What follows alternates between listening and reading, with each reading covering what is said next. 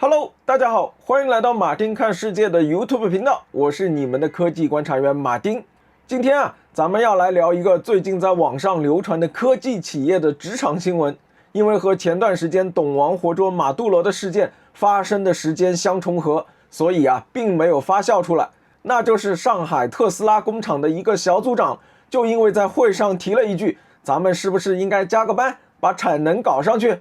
結果你猜怎麼着？他被同事63-0全票投出局，公司直接把他給開除了，還終身拉黑了。這事情聽起來是不是有點魔幻？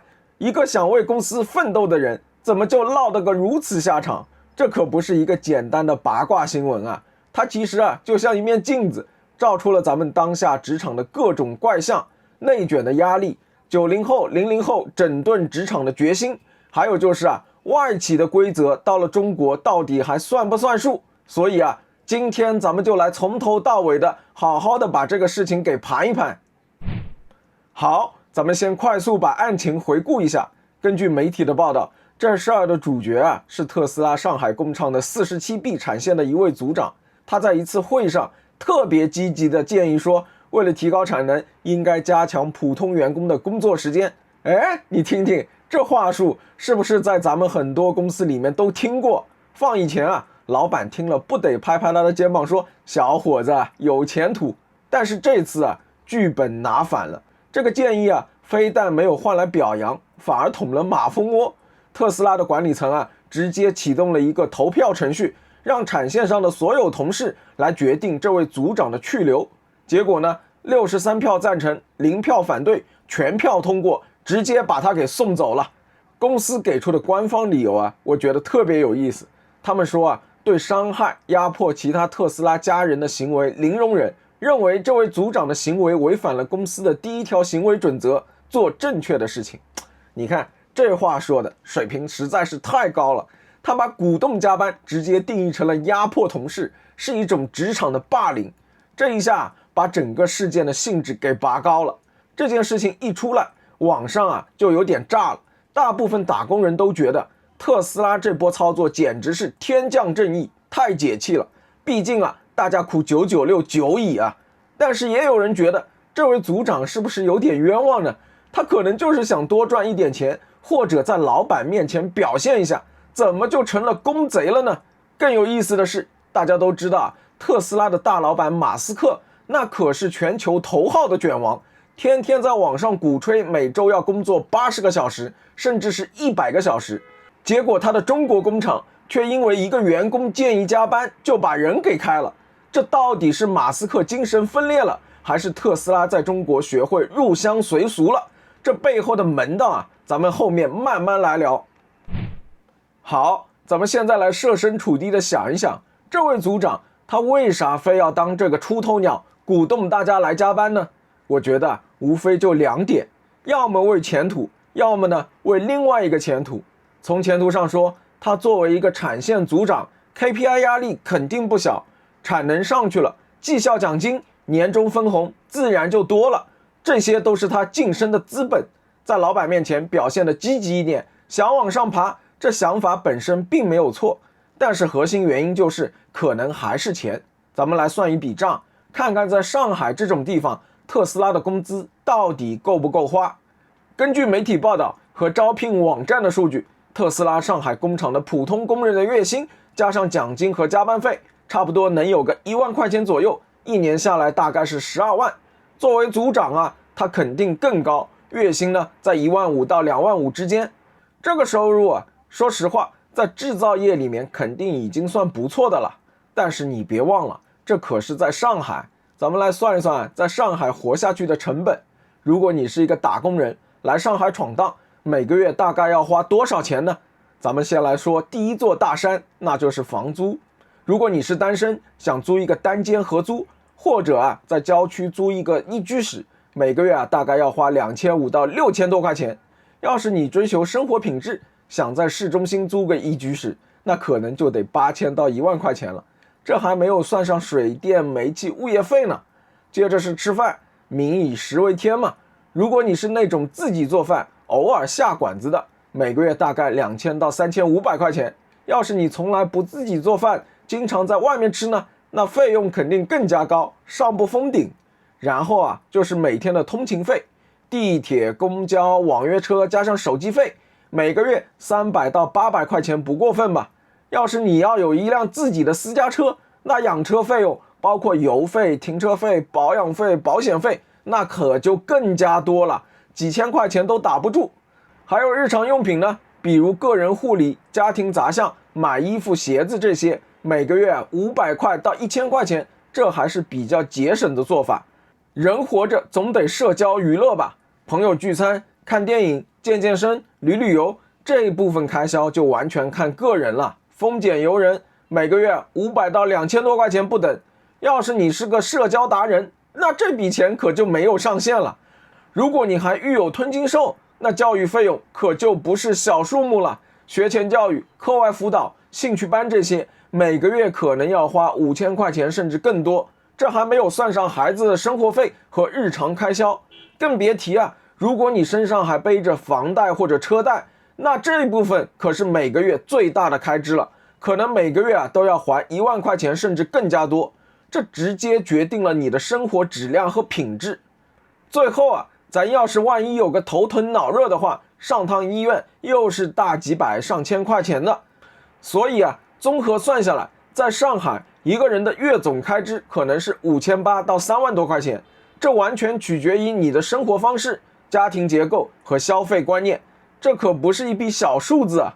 從這組數據咱們就能看得出來，對於特斯拉的普通工人而言，每個月啊1萬塊錢的收入，在上海啊僅僅能維持基本的生活。如果想要租一個好點的房子，或者有家庭負擔，那生活壓力依然不小，想存點錢那就更加難了。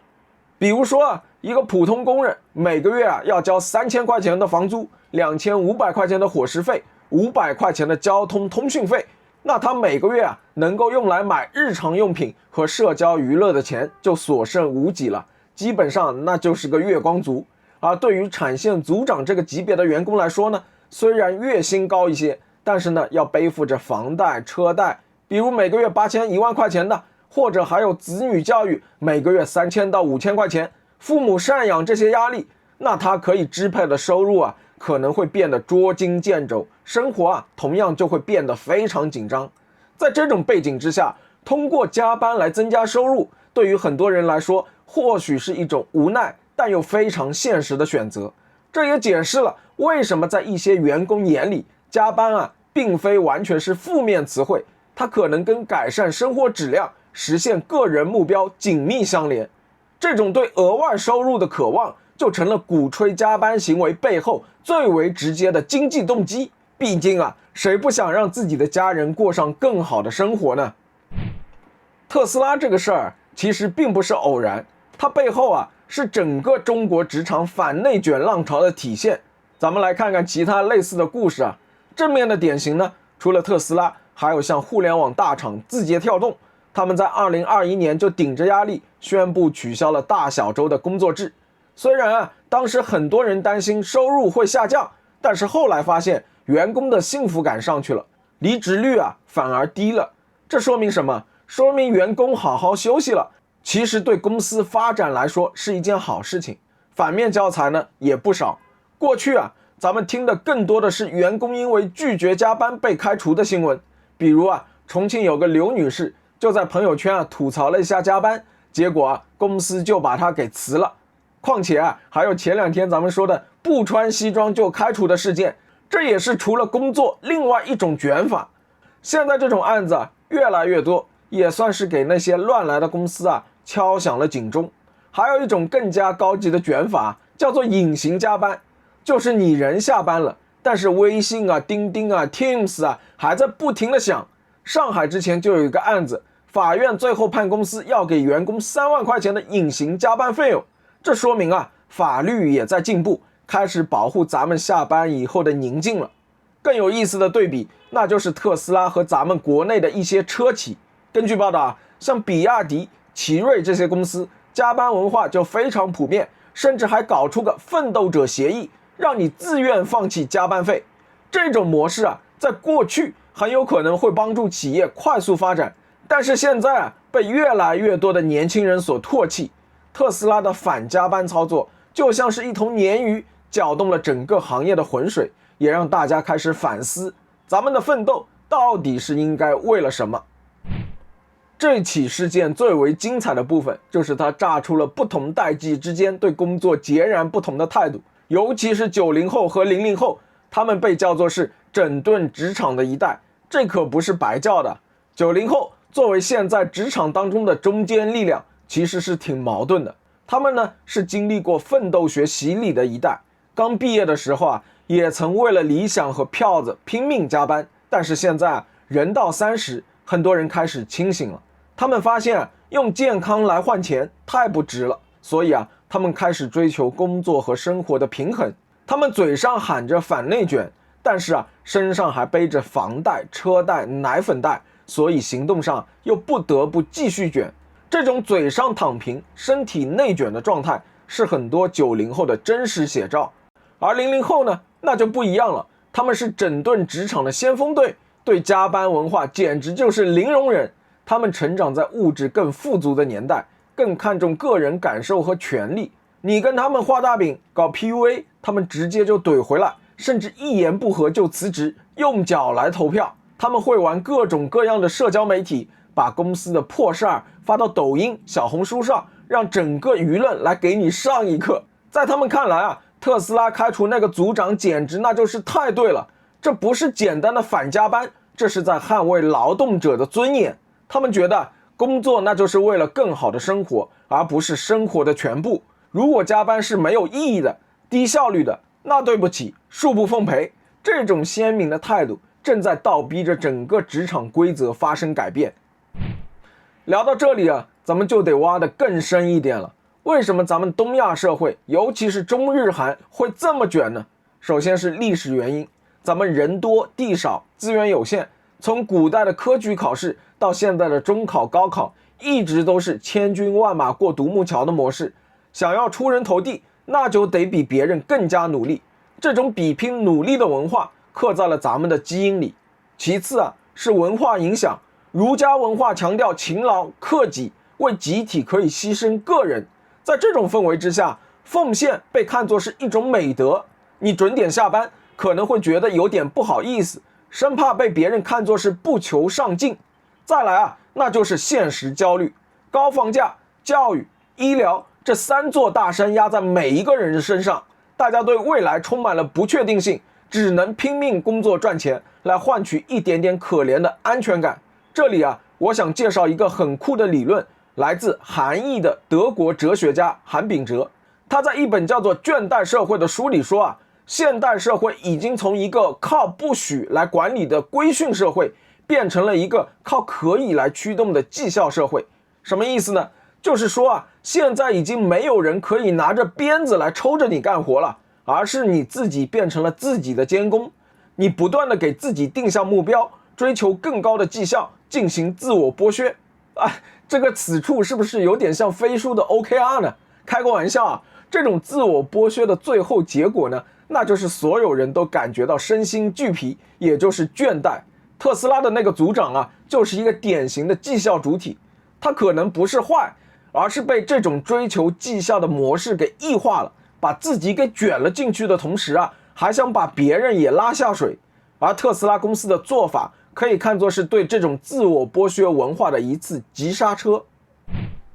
最後啊，咱們再來看看外國人是怎麼看待這事兒的。這事兒在國外的 Reddit 論壇上也引起了不小的討論。西方主流的觀點非常明確，頻繁加班是管理上的無能。在歐洲啊，很多國家法律嚴格限制工時，加班費啊高得嚇人。他們覺得一個好的公司應該是在規定時間內讓員工高效完成工作，而不是靠堆時間。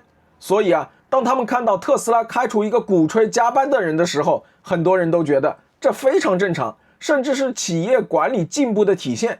但同時啊，雙標的質疑聲也不少。